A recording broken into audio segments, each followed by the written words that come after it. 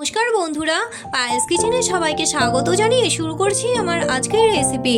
আজকে আমি তোমাদের সাথে বাঙালির অত্যন্ত প্রিয় শীতকালীন পিঠের রেসিপি ভাপা পুলি বা সেদ্ধ পুলি শেয়ার করব। তাহলে চলো বন্ধুরা রেসিপিটি শুরু করি। প্রথমেই আতপ চাল জল দিয়ে ধুয়ে জল ঝরিয়ে ড্রাই করে মিক্সিতে পাউডার করে আমি ছেঁকে নিয়েছি। এখন পুলির পুর বানানোর জন্য একটি কড়াতে কিছুটা নারকেল গুঁড়ো, খেজুরের গুড় আর চিনি নিয়েছি।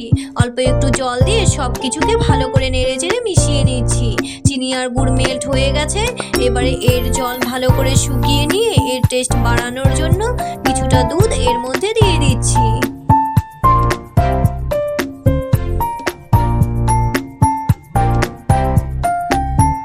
পুরটিকে আটো আটো ভাগ করার জন্য কিছুটা চালের গুঁড়ো জল দিয়ে গুলে আমি পুরের মধ্যে দিয়ে দিচ্ছি।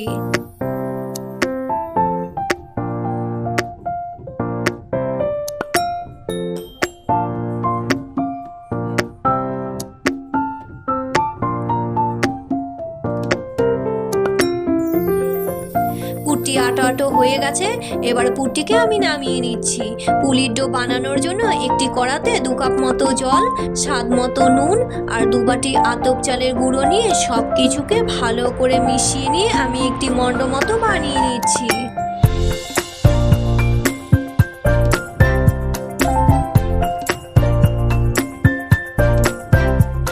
এবারে মণ্ডটিকে একটি ভেজা কাপড় দিয়ে ঢাকা দিয়ে 15 মিনিট মতো রেস্টে রাখার পর মণ্ডটিকে আবারও ভালো করে মেখে নিয়ে আমি লেচি কেটে নিচ্ছি।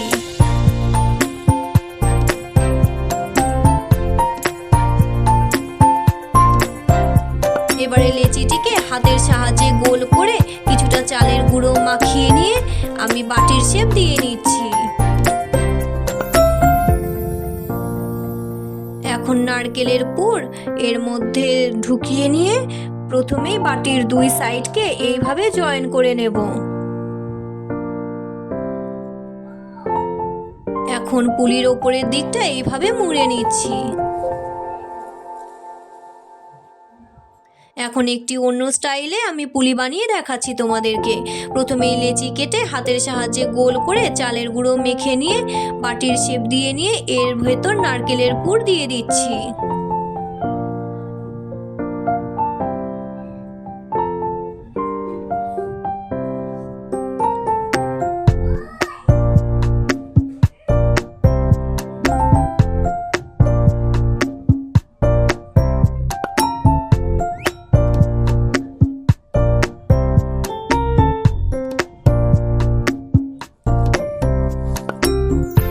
এখন পুলির মুখটিকে ভালো করে সিল করে নিয়ে বাটির ওপরের দিকটা এইভাবে ফোল্ড করে নিচ্ছি।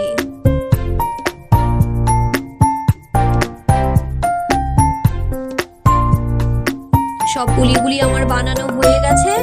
এবারে একটি ছিদ্রযুক্ত থালাতে কিছুটা সাদা তেল মেখে নিচ্ছি, যাতে করে পুলিগুলো সেদ্ধ হওয়ার পর থালা থেকে ইজিলি ওঠানো যায়।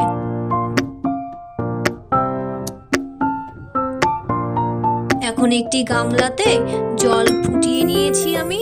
এখন ছিদ্রযুক্ত থালাটা গামলার ওপর বসিয়ে দিয়ে বানিয়ে রাখা পুলিগুলো আমি দিয়ে দিচ্ছি।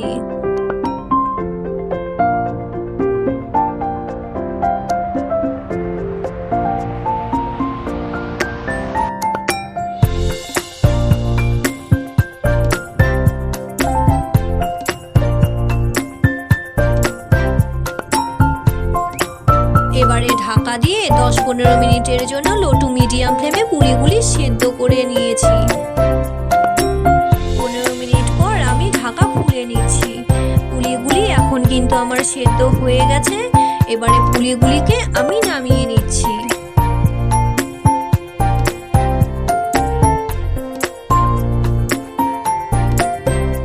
আশা করছি আজকের এই ভাপা পুলি বা সেদ্ধ পুলির রেসিপি তোমাদের ভালো লাগবে। আর ভালো লাগলে প্রতিবারের মতো আমাকে কিন্তু কমেন্ট করতে ভুলে যেও না।